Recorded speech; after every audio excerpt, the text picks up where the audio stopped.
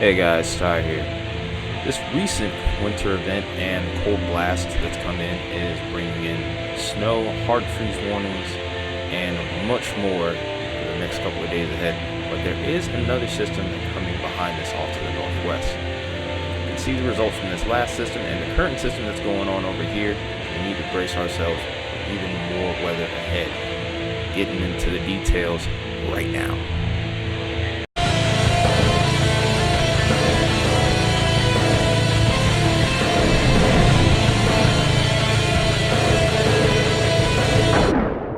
Hey everyone, metalhead weatherman here. Hopefully everybody's doing well and also staying warm, because we know what the topic is going to be mainly right now. It's going to be the cold weather in particular. Still have a multitude of hard freeze warnings, wind chill advisories. A few wind chill warnings remain in effect, but we're starting to see those kind of taper off just a little bit in the meantime. Also, there's still some wintry precipitation going on over towards the northeast. Lake effect snow is also a big problem right now. If we actually switch over to radar omega here, you can still see a little bit of action over here, and the impacts are still pretty significant here. You can actually see just south of Buffalo, we're seeing some pretty significant lake effect snow ongoing. Pretty impressive looking bands here. And then of course here's the remainder of our system. So that being said, we actually have another system that we need to be on the lookout for here, and this is already being represented by the winter storm warnings and winter weather advisories that are in effect right now over towards the northwest. So this is going to become our next point of interest here.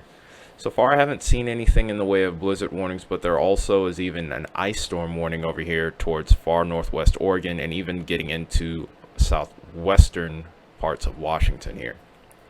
So this threat is going to be prevalent with this storm system as it continues to push off. And eventually we may even see another system try to bring in additional wintry precipitation towards the Ohio Valley and maybe even parts of the southeast. Impacts are still somewhat questionable at this time.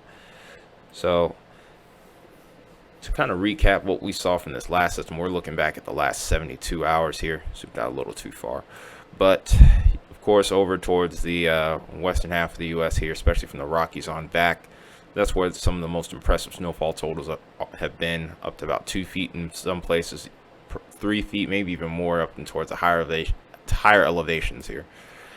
Of course, lake effect snow has been a big thing over the last few days here, so it's not surprising to see what we've seen over here off of Lake Michigan, Lake Erie, Lake Ontario, and others. So also, big topic, and this has been making headlines all across the country, is this southern snow as well. Arkansas got walloped, especially just north of Little Rock by a little ways. Could have seen up to a foot of snow depending on your area. And then of course widespread areas about 4 to 6 inches, some even getting pockets of about 8 to maybe even 10 inches or more in the southeast, especially along the Appalachians here. And then of course snow is still falling over here far towards the northeast, and of course towards the lakes still. So still haven't seen the final totals yet, but we're going to see some impressive numbers from this last system in coherence with this cold front that we've had. So some things to make note of here also is the next storm system coming in towards the northwest is going to have some pretty impressive numbers with it. There's pretty good probability of snow reaching up to about 4 inches in accumulation here. So like I said, it's going to be a interesting couple of days over here towards the northwest, as this system eventually will start to race off towards the north and east, and then there will be systems kind of working, meandering around that in the days ahead here. Main thing right now is we're trying to get this to load here. Sorry about that, guys, internet spike. But here's our next system, and here are the probabilities of snow here. 2 inches, 4 inches. Pretty impressive totals here within the course of a day, although there have been bigger events in the past over here. Still, we're seeing a pretty good bit of consistency as we go from Wednesday into Thursday, and then even into Friday. So a couple other things to make note of here is also the wintry mix here, maybe even some freezing rain on the table here. So we're gonna jump this up to 1/10 of an inch and kind of look at the probabilities there. And for right now, they're remaining low over here, but you don't necessarily have to have a 95% probability for watches or warnings to be issued. And these can also kind of skyrocket because these do get updated every 6 hours at the very least, sometimes even sooner. So this is what we're looking at currently right now as we go towards tomorrow into tomorrow evening in particular. Totals never really jump up dramatically, but at some point we do see a little bit of a blip pop up over here towards southern Tennessee. So we're going to have to watch and see how this storm system develops. It's going to be another clipper system just like the last one. And we'll go into the models here to show that. When you look at the models at 500 millibars, this is pretty high up into the atmosphere at this point. You don't really see anything magnificently impressive with these storm systems that are coming in. You can kind of see some evidence of a trough here. You can also see what could be a little bit of an indicator of a low wanting to form. But these clipper systems are not typically like the inland cyclones that we'll sometimes see. Like, for example, this one that will be coming in probably after the end of this model run here. It's just offshore here at this last frame that we have available here. So we'll have to keep an extra close eye on that one, of course, but it's really not as prevalent until you look towards maybe the lower levels of the atmosphere. It's not a fully developed system, and typically they don't really get all that strong. If you actually look at the low pressure centers, whenever we see them, they usually are actually above 1,000 millibars. So they're, like I said, nothing incredible to look at. You can look at them from multiple levels of the atmosphere, and you're not going to really see too much on here. There's a little bit of evidence that you can go off of, but if I get into that, that could be a long video. But across the board here, like I said, not really a whole lot going on beyond these clipper systems. It's just really going to be pretty cold for the most part.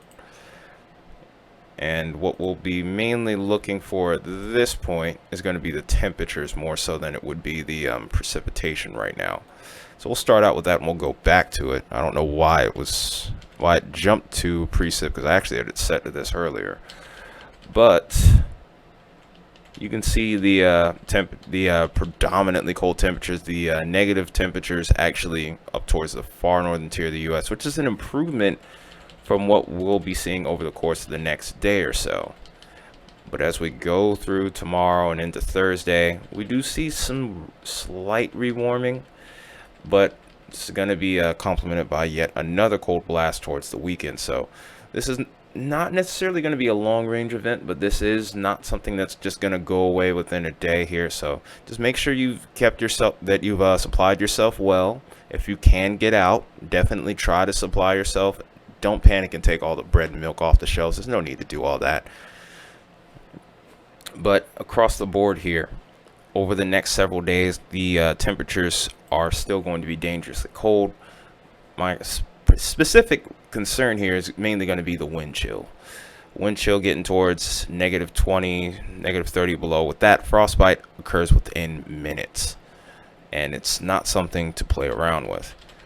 So that being said, like I said, we do see a warm up, a little bit of an improvement here as we go towards the back half of the week here. But of course, that next cold blast is going to come in right behind it and kind of make things really uncomfortable over the course of the next couple of days. This is towards Saturday morning that we're looking at. So now that we've looked at all of that, let's go ahead and actually take a look at the precipitation now, because that's really going to be interesting to look at here in regards to what lies ahead. And it's particularly on Thursday that kind of catches my eye after we see what we see over towards the northwest. Here's that system coming in. There's a couple of them that come in. There's a new system that kind of pops off over here just over the Rockies and heads off to the east here. Like I said, not much really comes of it, but one thing that I am keeping note of is the moisture that comes up from the Gulf here, and this low that tries to sneak up over here as we get into Thursday night. Like I said, cold air and the moisture timing doesn't seem incredible here, but keep in mind we saw a major uptrend with that last system that we just dealt with here.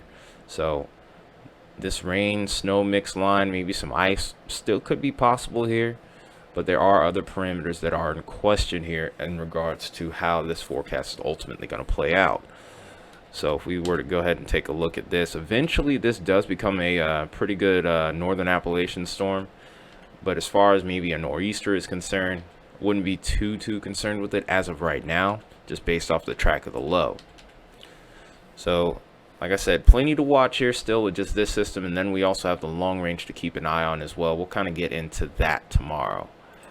But this is what we're looking at currently with our current models that are available at the snowfall potential ahead here. So, of course, as we know, the system is going to be its most impressive off to the northwest here. These little small areas of low pressure are also going to kind of keep things interesting over here towards the Tennessee, Ohio valleys, and even the southeast. Right now, southeast isn't really looking like they're going to get too much. Towards the Appalachians is really going to be where the greatest snowfall total is. We also have to keep the Midwest in mind here, because it looks like another system may sneak in and drop a couple more inches for you. That sounded weird.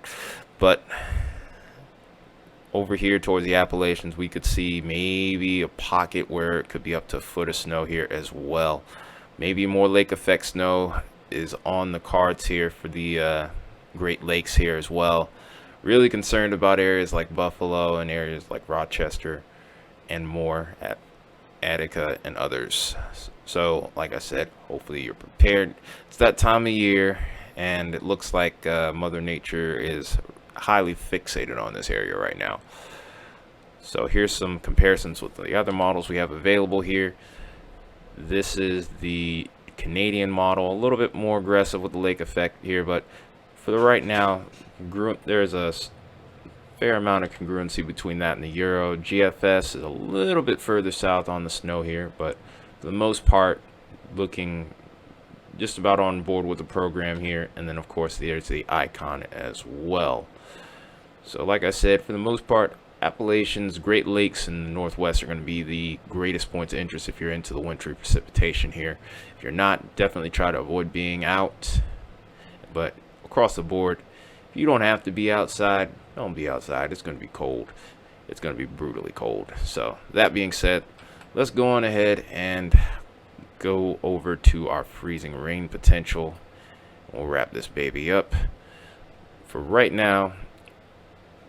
And while this is really aggressive, we're seeing the increased ice potential, of course, over towards the Washington, Oregon line here in particular.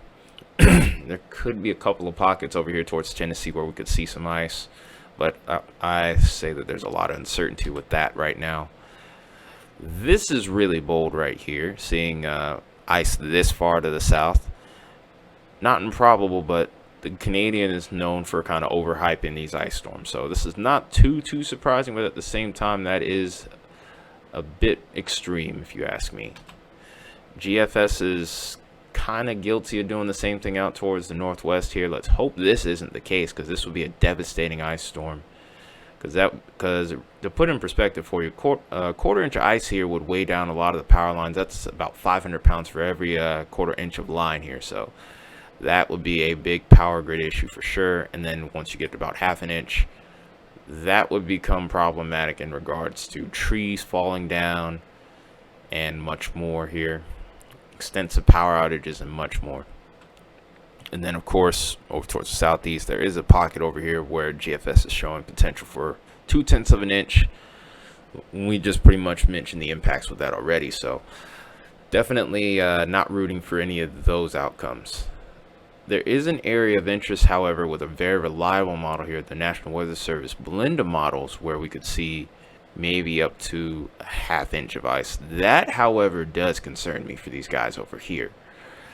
So if you happen to be watching and you're over here towards the Washington, Oregon line here, let's say towards north and southwestern Washington, Oregon, definitely need to be already prepared. Snow's already falling at this point, so if you haven't prepared already, you need to do it within the next little bit here. That being said, that's pretty much all I got for this video here. We'll be touching on this situation again tomorrow, of course. The main thing that we have going on at the moment. Let me know in the comments if you want to know how some of these storm systems form. I can kind of get into some of the broader details of that, and maybe a little bit more of the intricate stuff if you like. If so, like I said, let me know in the comments. But appreciate you guys being here. Appreciate the I appreciate the reception from the last video, but I'm gonna get on out of here and get ready for a very cold day at work tomorrow.